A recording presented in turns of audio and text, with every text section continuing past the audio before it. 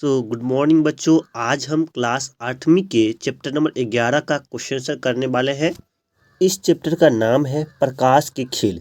चलिए हम इस चैप्टर के क्वेश्चन आंसर पर चलते हैं और आज हम आपको इस चैप्टर का सारा क्वेश्चन आंसर बताएंगे, ठीक है, और सॉल्यूशन देंगे आंसर और आप लोग को समझाएंगे भी और अच्छे से बना लीजिएगा आप लोग। तो बढ़ते हैं क्वेश्चन की ओर। अभ्यास के प्रश्न उत्तर में पहला प्रश्न है, मान लीजिए आपके सामने दीवार पर एक फोटो टंगा है। आपका मित्र आपकी आंखों के सामने अपना कॉपी ला देता है। क्या आप फोटो को देख पाएंगे? व्याख्या कीजिए। यानी कहने का मतलब है कि आप ये नाम अपना फोटो देख रहे हैं, चेहरा देख रहे हैं और उसके बीच में क्या कॉपी ला दे रहा है, तो क्या होगा उसके बारे में देख पाएंगे कि देख पाएंगे अपना फोटो, उसके बारे में आंसर के रूप में व्याख्या करना है, ठीक है। इसका उत्तर हो जाएगा, हम दीवार पर टंगी फोटो को नहीं देख पाएंगे क्योंकि जब हमारे आँख के सामने कॉपी आ जाएगा तो दीवार पर टंगी फोटो से परिवर्तित प्रकाश की किरण हमारे आँखों तक नहीं पहुँच पाएगा, ठीक। अगला प्रश्न है प्रश्न नंबर 2। दिन के उजाले में आप अपने घर की खिड़की से जिन जिन पेड़ पौधों को देख पाते हैं, अंधेरी रात में उसी खिड़की से उन्हें क्यों नहीं देख पाते हैं? इसका उत्तर हो जाएगा, क्योंकि किसी भी वस्तु को देखने के लिए उस वस्तु से परावर्तित प्रकाश की किरण हमारे आँखों तक पहुँचनी चाहिए।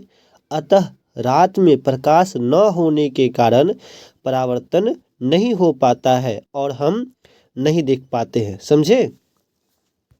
प्रश्न नंबर 3 है, नियमित एवं विसरित परावर्तन में अंतर किरण आरेख की सहायता से बताइए। इसका उत्तर में क्या करना है, आपको दो चित्र बनाना पड़ेगा, एक नियमित और एक विसरित परावर्तन का क्या करना पड़ेगा, किरण आरेख खींचना है, ठीक है। तो यहाँ पे हमने क्या करना है, दो चित्र बनाए थे। ये दोनों चित्र जो देख रहे हैं आप लोग, यही उत्तर हो जाएगा। ये दोनों चित्र आप लोग को बनाना है, एक सीधी तरह जाएगा और एक टेढ़ा मेढ़ा जो उड़ता खड़ा है, ठीक है। तो ये दोनों चित्र बनाना है, एक है नियमित का और एक है विसरित परावर्तन का, ठीक है। तो आप लोग ये दोनों चित्र बना लीजिए। बढ़ते हैं अगले प्रश्न की ओर। अगला प्रश्न है 4 नंबर, बहुमूर्तिदर्शी की रचना का वर्णन कीजिए, ठीक है। तो इसका वर्णन करते हैं तो आंसर होगा इसका, चित्रानुसार तीनों दर्पणों को एक प्रिज्म की आकृति में फेविकोल की सहायता से जोड़िए।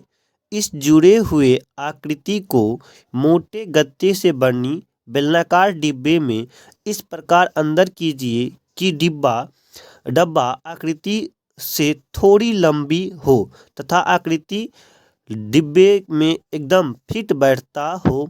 डिब्बे के एक सिरे को गत्ते की एक ऐसी डिस्क से बंद कीजिए जिसके बीच में भीतर का दृश्य देखने के लिए एक छोटा सा छिद्र बना हो। छिद्र पर पारदर्शी प्लास्टिक चिपका दीजिए। डिब्बे के दूसरे सिरे पर समतल कांच की वृत्ताकार प्लेट इस प्रकार लगाइए कि वह प्रिज्म की आकृति को छू सके। इस प्लेट पर रंगीन चूड़ियों के टुकड़े रखिए तथा इसे घिसे हुए कांच की प्लेट से बंद कीजिए। चूड़ियों के इस टुकड़े को घुमाने के लिए पर्याप्त जगह रहनी चाहिए और अब आपका बहुमूर्तिदर्शी तैयार हुए, ठीक है। तो ये आपका आंसर हो गया। थोड़ा लंबा था लेकिन इससे शॉर्ट करने का प्रयास किए हैं, ठीक है। चलिए बढ़ते अगले प्रश्न की ओर। अगला प्रश्न है प्रश्न नंबर 5, मानव नेत्र का एक नामांकित चित्र बनाइए। तो उत्तर में हमने एक चित्र बना दिया है, ठीक है। ये चित्र नोट कर लेंगे, ठीक है। जितना अच्छा आपका चित्र रहेगा अच्छा उतना आपका मार्क अच्छा भी मिलेगा, ठीक है। चलिए बढ़ते अगले प्रश्न की ओर। अगला प्रश्न है प्रश्न नंबर 6, यदि परावर्तित किरण आपतित किरण से 90 डिग्री का कोण पर बनाए तो आपतन कोण का मान कितना होगा? तो इसके लिए आपतन कोण और परावर्तन कोण जानते हैं, ये चित्र में देखेंगे तो अतः आपतन कोण बराबर क्या होगा, 90 डिग्री बटे 2 हो जाएगा। तो यानी 2 से काट देंगे तो कितना होगा, 45 × 90, तो 45 डिग्री आंसर हो जाएगा, ठीक है। अगला प्रश्न है प्रश्न नंबर 7, आप अपनी आँखों की देखभाल कैसे करेंगे? इसका उत्तर हो जाएगा, पहला पॉइंट, आँख संबंधी कोई भी समस्या होने पर नेत्र रोग विशेषज्ञ के पास जाना चाहिए तथा नियमित जांच करानी चाहिए। दूसरा पॉइंट हो जाएगा आँखों के लिए बहुत अधिक या बहुत कम प्रकाश हानिकारक होता है। तीसरा पॉइंट हो जाता है अपनी आँखों को कभी भी मत रगड़िए, गंदा होने पर स्वच्छ जल से धोइए। चौथा पॉइंट है अपने आहार में विटामिन ए युक्त अवयवों को शामिल कीजिए, जैसे गाजर, फूल गोभी, पालक, दूध, अंडे, फल इत्यादि। इन सब का आप जो है सो उपयोग कीजिए, इन सब चीज़ों को अपने जहन में लाइए, जिससे आपको अपनी आँख का देखभाल कर सकते हैं और आँख कभी खराब नहीं होगा। ठीक है, चलिए बढ़ते हैं अगले प्रश्न की ओर। प्रश्न नंबर 8 है किसी गड्ढे के पास जाते हुए कोई दृष्टि निषक्त व्यक्ति को दिखाई दे तब आप क्या करेंगे?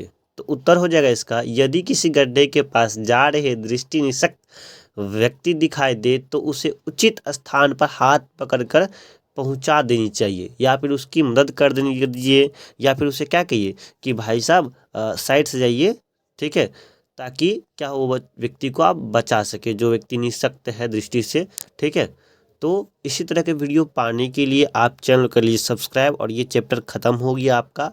नेक्स्ट वीडियो में अगला चैप्टर हम बताएंगे क्लास 8वीं के, और ये 11वां चैप्टर इसी के साथ आपका वीडियो जो है इसके माध्यम से सारा क्वेश्चन सर मैंने करवा दिया है। आप लोग चैनल कर लीजिए सब्सक्राइब, लाइक कर लीजिए और अपने दोस्तों के पास, अपने सहपाठियों के पास जो है सो शेयर कर लीजिए। ठीक है, मिलेंगे नेक्स्ट वीडियो में, तब तक के लिए बाय, जय हिंद, जय भारत, वंदे मातरम।